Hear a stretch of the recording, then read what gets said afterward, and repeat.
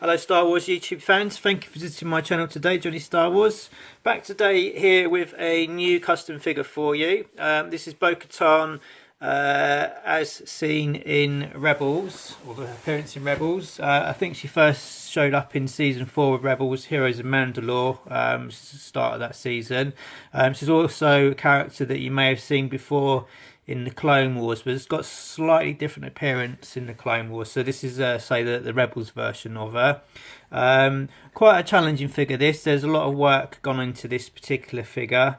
I've used a new medium, which is Procreate Putty, which I must say is a great product to use for custom figures. I think the final finish you get is a far superior one. It's more in keeping with the actual plastic that you find in the figures, rather than the more hard, brittle substance that you get, for example, with Milliput, I find. So going forward, I think this would be the one that I'll continue using for my customs.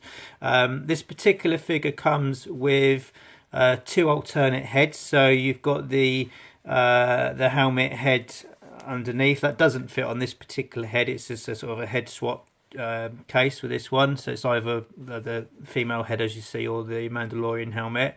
And the other interesting thing about this figure I did is it's actually got a magnetic removable jetpack. So rather than the sort of push pin and the hole in the back, I've mounted a couple of magnets on this to make it click on. So I'll just give you a demonstration of that. I'll just turn that around so it simply pops off. Tiny little magnet in the back there, and then there's also one on the back of the figure, and that just literally clicks in there. So quite a relatively easy thing to do. I'd probably quite like to see that on actual Hasbro releases. I don't know how difficult that would be to incorporate it. I know they've done it on some of their heads. The Jango Fett, I think, had a head that had a magnet underneath it. But I think that actually sits on the figure a lot better and looks pretty good in my opinion. Give you a few close-up shots of the figure. So there's quite a lot of detailed work gone into this. Everything you see has been sculpted.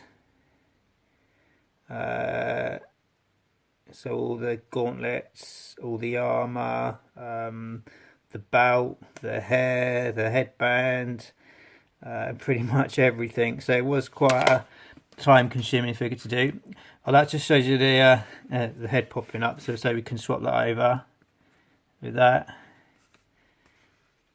Give it the Mando look. And then the base figure for this particular custom was the original Star Wars Rebels Sabine. So that's just a comparison of the two. So on the left, the Sabine is the base figure. So we had to shave off quite a lot of the parts there, and then using the Procreate Putty, resculpt all the detail on there for those two figures, obviously repaint job, etc. The armour was quite difficult. I found the hair on the actual figure head quite challenging as well. I wasn't happy with that the first 2 times, so I ripped that off, and then finally got sort of the style and the look that I wanted with it. Obviously a repaint, but overall quite happy with the way the figures looked out. If you're on Instagram, check out Johnny Star Wars. I often post quite a few of my pictures up there first before I do the YouTube channel. If you're not subscribed, please subscribe. Give us a thumbs up. Love to hear your comments and any other customs you might like me to do in the future. Thanks for watching, and see you next time.